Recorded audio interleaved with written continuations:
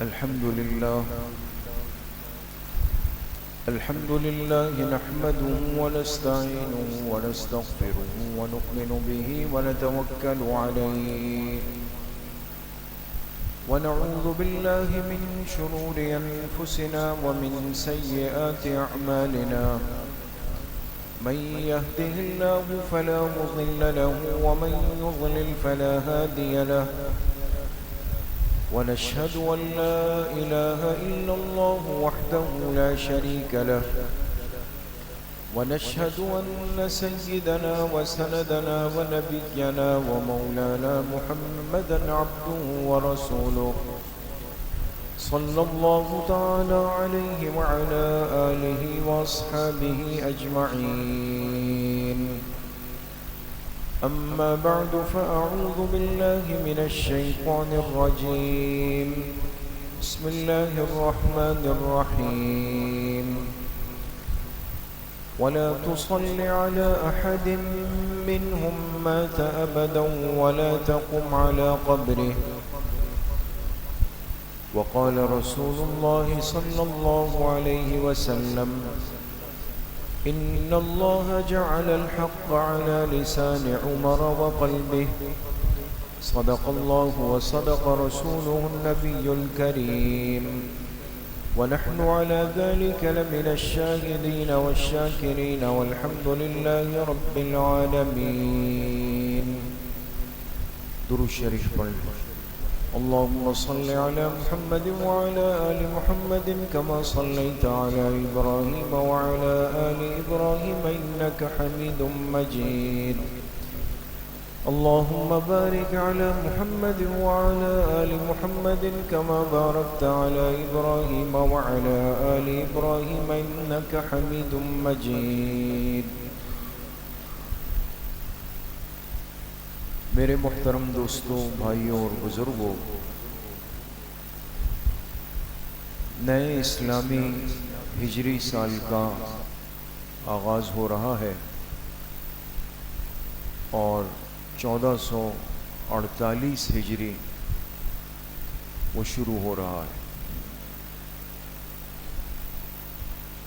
آپ جانتے ہیں کہ اسلامی سال کا جو پہلا مہینہ ہے وہ محرم الحرام کا ہے اور آخری مہینہ وہ ذوالحجہ کا ہے.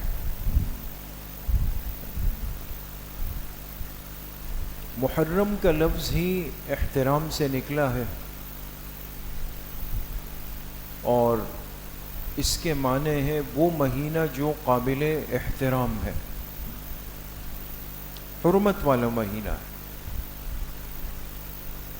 اسلام کی آمد سے پہلے بھی اس مہینے کو احترام دیا گیا اور اس مہینے کے شروع ہونے کے بعد لوگ آپس میں ایک دوسرے کے جان مال عزت سے گریز کرتے تھے، احتیاط کرتے تھے. اور جب تک رمضان المبارک کے روزے فرض نہیں ہوئے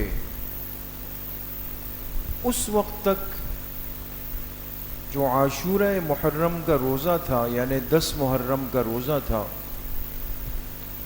یہ تاکیدی روزہ تھا، ضرورت کے درجے میں اس کو رکھا جاتا تھا. بعد میں جب رمضان المبارک کی فرضیت نازل ہوئی اور اس مہینے کے روزے عاقل بالغ مسلمان مرد عورت پہ فرض کیے گئے، اس کے بعد سے محرم کی 10 تاریخ کا روزہ وہ فرض نہیں رہا، وہ نفلی بن گیا. اور پھر اس نفلی روزے کے اندر وقت کے اعتبار سے مزید فضائل شامل کیے گئے.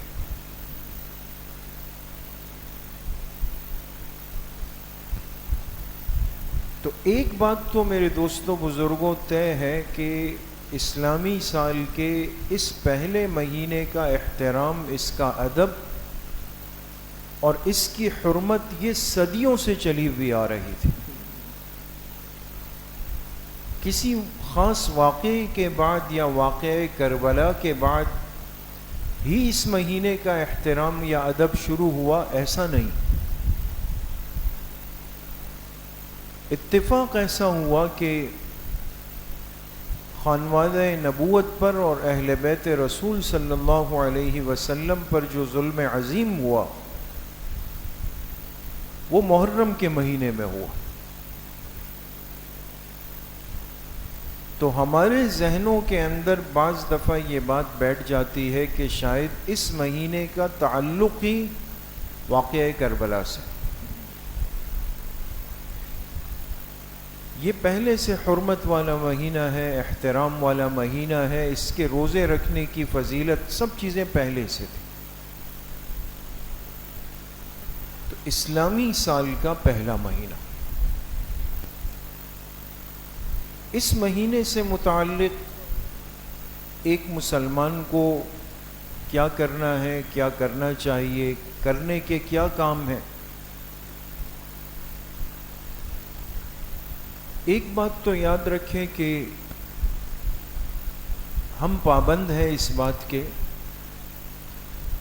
کہ جو بات ہمیں دین کی صحیح سند کے ساتھ مل جائے گی، قرآن سے، احادیث سے، صحابہ کے اجماع سے، ہم اس کو قبول کریں گے. محرم الحرام سے متعلق جو روایت ہے وہ کیا ہے کہ آپ علیہ الصلاۃ والسلام نے فرمایا افضل الصیام بعد شہر رمضان شہر اللہ المحرم. رمضان کے مہینے کے بعد اگر کسی مہینے کے روزے سب سے افضل ہیں تو وہ محرم کے مہینے کے روزے. یہ صحیح حدیث ہے. اب آپ جانتے ہیں کہ محرم کے مہینے کے روزے رکھنا فرض تو نہیں، ایسا ہی ہے نا، واجب بھی نہیں، سنت ہے. اگر ایک مسلمان اہتمام کرتا ہے اپنی زندگی میں نفلی روزوں کے رکھنے کا تو اسے محرم کے مہینے میں خاص اہتمام کرنا چاہیے، یہ سوچ کر کہ حدیث مبارکہ میں اس محرم کے روزوں کو رمضان کے بعد افضل روزے فرمایا گیا. یہ حکم ہمارے لیے. اسی طریقے سے آپ سنتے ہیں کہ جس نے 10 محرم کو اپنے گھر والوں پہ وسعت کی، اس بندے پر اللہ پاک پورا سال وسعت فرما دیتے ہیں. یہ روایت بھی ہے. اب اس حدیث کی جو صحت ہے اس پر محدثین نے کلام کیا ہے، وہ محدثین اور اہل علم کی بات ہے، لیکن ہمارے تمام اکابر نے یہ بات لکھی ہے کہ چونکہ ایک فضیلت والا عمل ہے اور اس روایت کی سند موجود ہے تو جس قدر حدیث کے الفاظ موجود ہے اس پر عمل کیا جا سکتا ہے.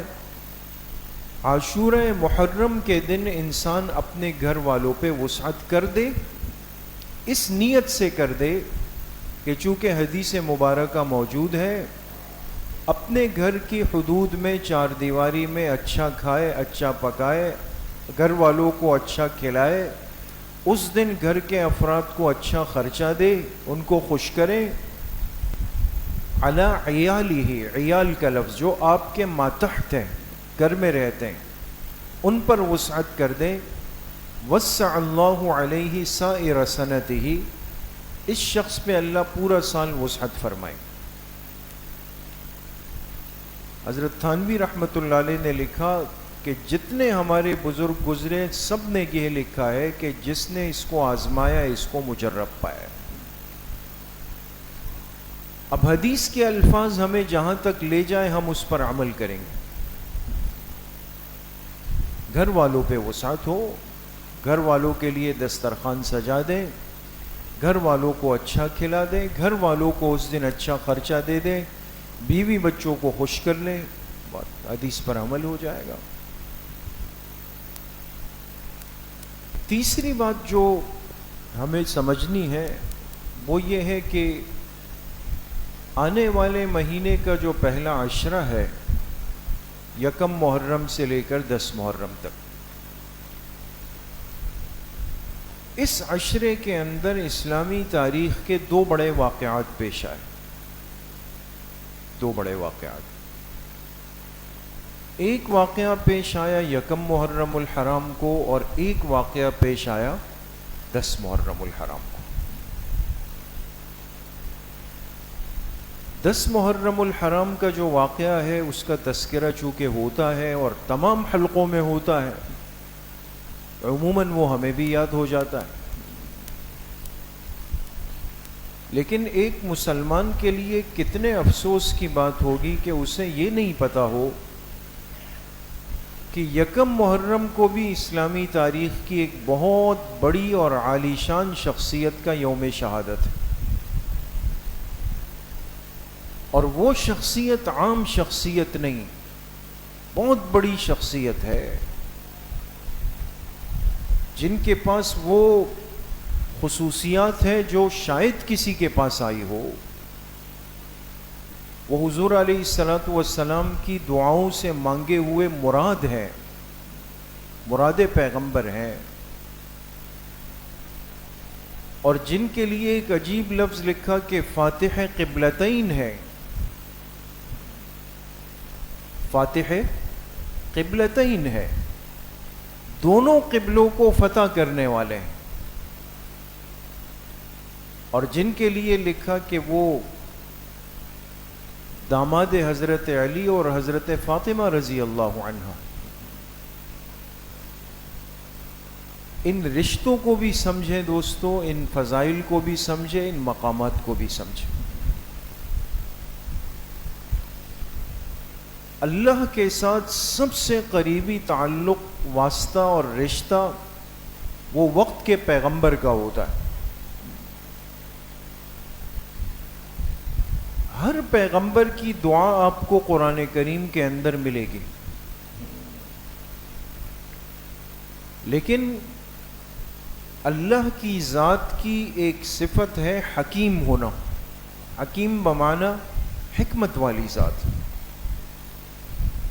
جس چیز تک انسان کی ذہن کی رسائی نہیں ہو سکتی، اس لیے کہ ہمارے پاس اس درجے کی حکمت نہیں ہے.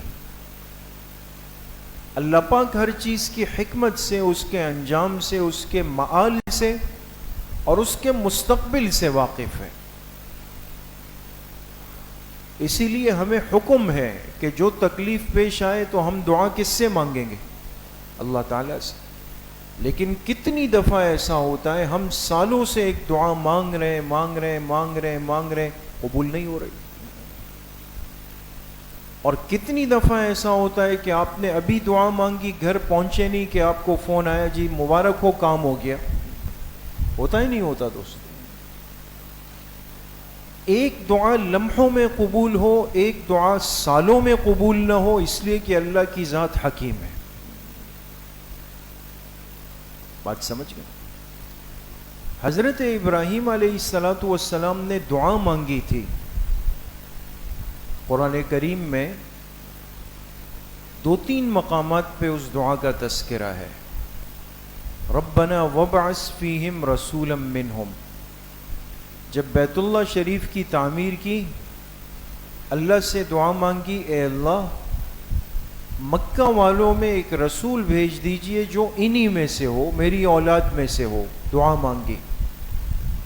آپ کو پتہ ہے ابراہیم علیہ السلام کی دعا قبول ہوئی، لیکن حضور علیہ السلام حضرت ابراہیم علیہ السلام کی کون سی پشت میں آئے؟ 41 41 40 اور 1 41ویں پشت میں جا کر حضور علیہ السلام تشریف لائے. دعا قبول تو ہوئی، لیکن صدیوں بعد جا کے اللہ نے ان پیغمبر کو مبعوث فرمایا. قبول ہو گئی، وقت لگا لیکن قبول ہو گئی. اور یہی ابراہیم علیہ السلام ہے، ہاتھ اٹھائے اللہ پاک سے دعا کی، اے اللہ میرے اپنے سگے والد آزر کو ایمان دے دیجئے. اللہ پاک نے فرمایا وہ محروم رہیں گے. نہیں سمجھے بات؟ ایک دعا قبول کی جو حضور کے حق میں تھی، وہ آپ تشریف لے آئے. اپنے والد، سگے والد کے لیے ایمان کی دعا کی، اللہ پاک نے فرمایا یہ دعا قبول نہیں ہوگی. حضرت نوح علیہ السلام دعا مانگ رہے ہیں، بیٹا آنکھوں کے سامنے پانی میں ڈوب رہا ہے، کنعان سگا بیٹا ہے، اور اللہ سے کہا ان ابنی من اہلی وان وعدک الحق وانت احکم الحاکمین. اے اللہ آپ نے تو مجھ سے وعدہ کیا تھا کہ جو آپ کا ہوگا وہ محفوظ رہے گا، یہ تو میرا بیٹا ہے. اللہ پاک نے جواب میں فرمایا انہ لیس من اہلک، یہ آپ کا نسبی بیٹا ہے لیکن یہ آپ کا نہیں ہے، یعنی آپ کے راستے اور طریقے پر نہیں ہے. تو والد کی آنکھوں کے سامنے بیٹا پانی کے سیلاب میں، طوفان میں، عذاب میں غرق ہو گیا، دعا قبول نہیں ہوئی. اللہ کی حکمت تھی. معلوم ہوا اللہ پاک اپنے مومن بندے کی دعا کو قبول کرتے ہیں تو صفت حکیم آگے آ جاتی ہے کہ حکمت کیا کہتی ہے. مکہ مکرمہ کی تکلیف والی زندگی، تکلیفوں کی شدید زندگی، آپ پریشان ہو گئے. بالآخر تشریف لے گئے اور جا کے خانہ کعبہ کا غلاف پکڑا اور اللہ سے ہاتھ اٹھا کے دعا کی، اللہم اعز الاسلام باحد العمرین. اے اللہ بہت تکلیفیں آ گئی، ساتھی بہت پریشانی میں ہے، آپ اس دین اسلام کو آپ عزت دے دیجئے، 2 عمر میں سے ایک کو اسلام کی توفیق دے دیجئے. اب حضور علیہ السلام نے دعا کی، دعا مانگی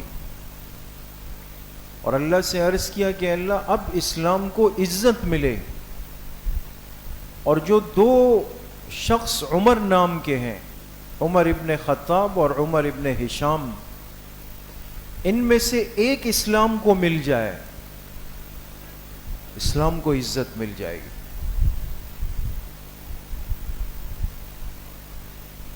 دعا مانگ لی. اللہ کی شان دیکھیں دوستو، دعا کی قبولیت دیکھیں. حضرت عمر ابن خطاب رضی اللہ عنہ گھر سے نکلے اور کسی نے ان کے ذہن میں ڈال دیا، غصے میں آ گئے، تلوار لی، آج تو اس شخص کا کام ختم کر کے آؤں گا، تمام کر دوں گا اس کو. حضور کو قتل کرنے کے ارادے سے چل پڑے. اب راستے میں جا رہے ہیں، ایک صحابی آئے، دیکھا عمر غصے میں، تلوار ہاتھ میں، تیور بدلے ہوئے. سمجھ گئے کہاں آج مسلمانوں کے اس پیغمبر کی کہانی ختم کروں گا. سمجھ گئے، کہا اچھا ایسا ہے تو پہلے جا کے اپنے بہن کی خبر لے لیجئے. آپ کی جو سگی بہن اپنے گھر میں ہے، ان کا معلوم کریں، دیکھیں وہ بھی اسلام لے آئیں کہ عمر کا رخ بدل لے. اچھا حضرت عمر رضی اللہ عنہ راستہ بدل گئے، چلو پہلے بہن کا قصہ تمام کر دیں. جب وہاں گئے دروازہ بند، کان لگایا، اندر سے کچھ پڑھنے کی آواز آ رہی ہے. بہن بھی، بہنوئی بھی.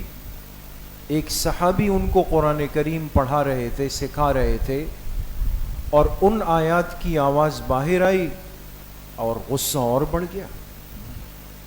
دروازہ کھولو. نہیں کھولتے تو دروازہ توڑتا ہوں. انہوں نے پہلے تو قاری صاحب کو محفوظ کیا، جو پڑھانے کے لیے صحابی آئے تھے. سمجھ گئے کہ خیر تو پہلے استاذ کی نہیں ہوگی، پھر ہم طالب علموں کی باری آئے گی. استاذ کو پہلے چھپا دیا ایک جگہ پر کہ بھئی آپ چھپ جائیں، جیسے حضرت عمر آئے آپ نکلے. داخل ہوئے وہ صحابی تو محفوظ ہو گئے، آ کے اپنے بہن اور بہنوئی کو مارنا شروع کر دی. مارتے مارتے تھک گئے، ٹس سے مس نہیں ہوئے. بہن نے کہا عمر کچھ بھی کر لیں، ہم جس راستے پر آ چکے ہیں اس سے پیچھے نہیں ہٹیں گے. کوئی بات ایسی ضرور ہوتی ہے دوستو، یاد رکھیں، ایسا مرحلہ، ایسا موقع زندگی میں ضرور ہوتا ہے جو انسان کے اندر جا کے دل سے ٹکراتا ہے. میں اتنا مار رہا ہوں، سگی بہن ہے، پھر بھی اتنی برداشت، اتنا پکا یقین کہ ہم پیچھے نہیں ہٹیں گے. ایک لمحے کو دل میں خیال آیا، پوچھنا تو چاہیے، اچھا بھائی کیا پڑھ رہے تھے، مجھے بھی سنو. وہ تو ایسے نہیں ہو سکتا. کیا کریں گے؟ آپ پہلے جائیں غسل کریں، نہائیں، جسم کو پاک کریں، پاک ہو کر آئیں، پھر ہم آپ کو سنائیں. احساس دلا دیا کہ جس پاک راستے کو ہم نے قبول کر لیا ہے اس کے لیے بندہ بھی پاک چاہیے. غسل کیا، نہائے، صاف ستھرے کپڑے پہن کر آئے. اب سناؤں. اب انہوں نے سورہ طٰہٰ کی آیات پڑھی، ایک ایک آیت پڑھ رہے ہیں. حضرت عمر کے دل سے ٹکرا رہی، آنکھوں سے آنسو بہنا شروع ہو گئے. سمجھ میں نہیں آ رہا کہ ہو کیا رہا ہے. اللہ کا کلام اپنا راستہ بنا رہا ہے دوستو، تاثیر کر رہا ہے. تلوار چھوڑ دی ہاتھ سے، کہا اچھا چلو جو تمہارے پاس ہے وہ مجھے بھی دے دو، جو ایمان تم نے قبول کیا مجھے بھی دے دو. اتنا بڑا شخص جو تلوار لے کر پیغمبر وقت کو قتل کرنے چلا ہے اور پورا مکہ جس سے کانپتا تھا، اس کے لیے ہدایت کی گھڑی آ گئی. کیوں؟ اس لیے کہ رات اللہ کے پیغمبر نے غلاف پکڑ کے دعا کی ہے دوستو.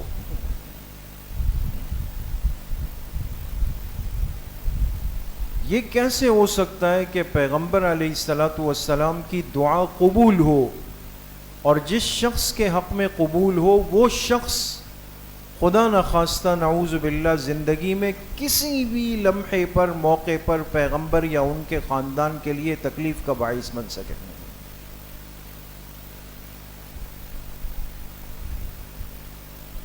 حضرت عمر رضی اللہ عنہ کو آپ حضور کی خدمت میں چلے، صحابہ بیٹھے ہوئے.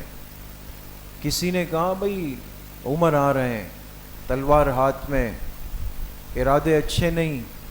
حضرت حمزہ بیٹھے ہوئے تھے، حضور علیہ السلام کے چچا، یہ بڑے بہادر تھے. کہا آ رہے ہیں تو آنے دو، ہم بھی دیکھ لیں گے.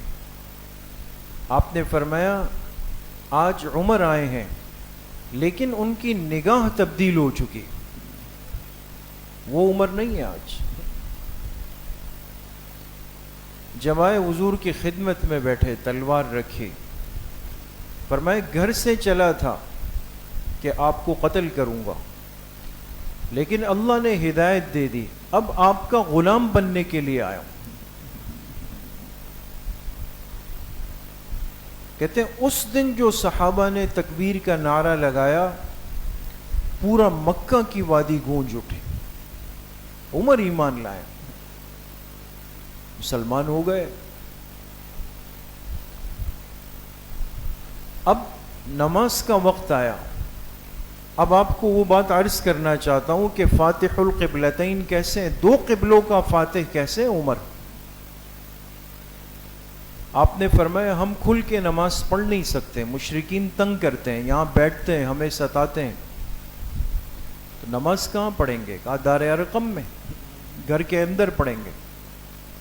کہا عمر اسلام لائے، نماز چھپ کے وہ، یہ کیسے ہو سکتا؟ نماز یہاں ہو. آذان دی گئی، نماز کی صفیں بنی، مشرکین حیران ہو گئے. جب آئے تو دیکھا صف اول میں حضرت عمر کھڑے ہوئے. اب کسی کی ہمت نہیں ہوتی اس شخص سے بھیڑ جائے کہ جو سب کو کاٹنے کے لیے تیار تھا. اس زمین پر جو سب سے پہلا گھر اللہ کی نسبت سے تعمیر ہوا بیت اللہ شریف، اس امت کی نماز کھل کر ہوئی کس وقت؟ جب کون ایمان لائے؟ حضرت عمر رضی اللہ عنہ. اور پھر ایک وقت آیا دوست، حضرت عمر کا دور خلافت آیا. بیت المقدس پر عیسائی قابض ہو چکے تھے جو مسلمانوں کا قبلہ اول تھا.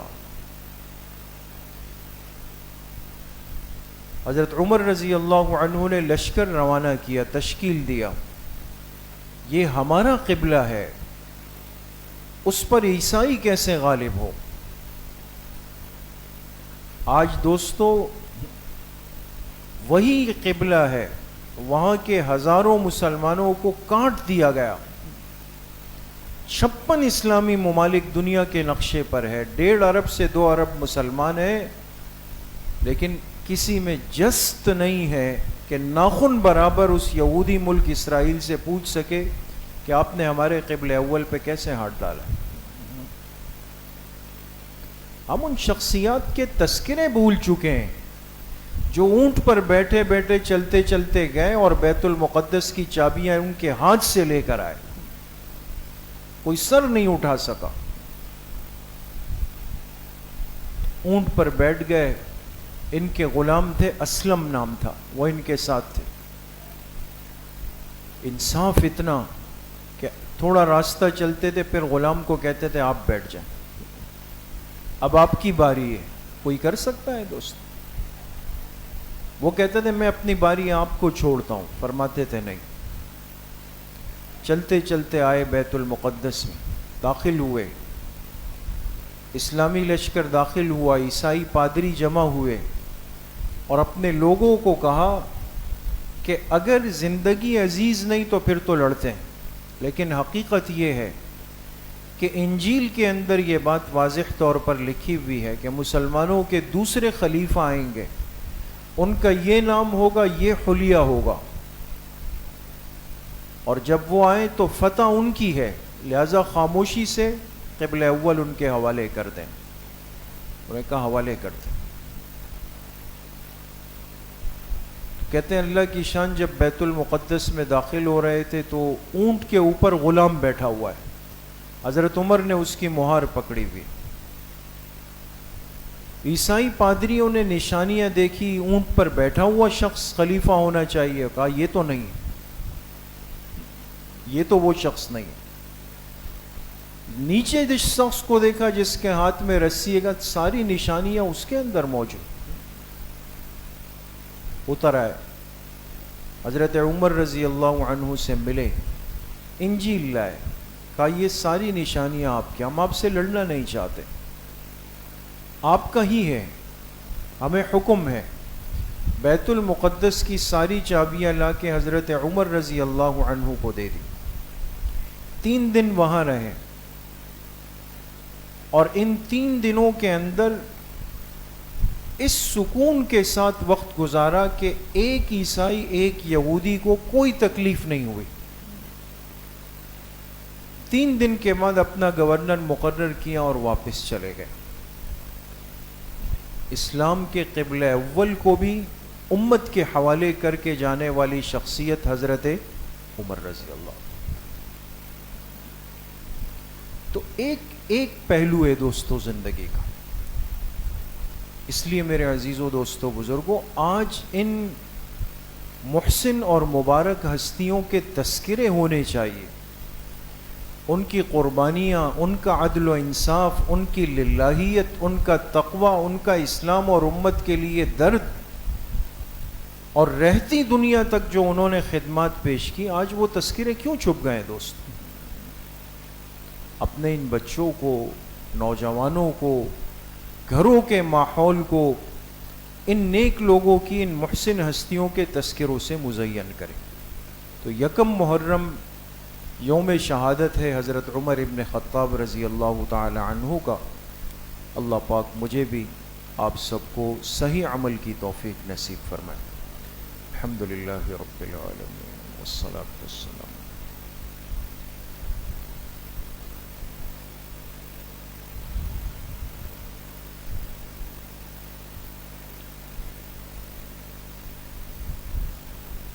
وصلی اللہ وسلم علی نبینا محمد وآلہ واصحابہ اجمعین برحمتہ۔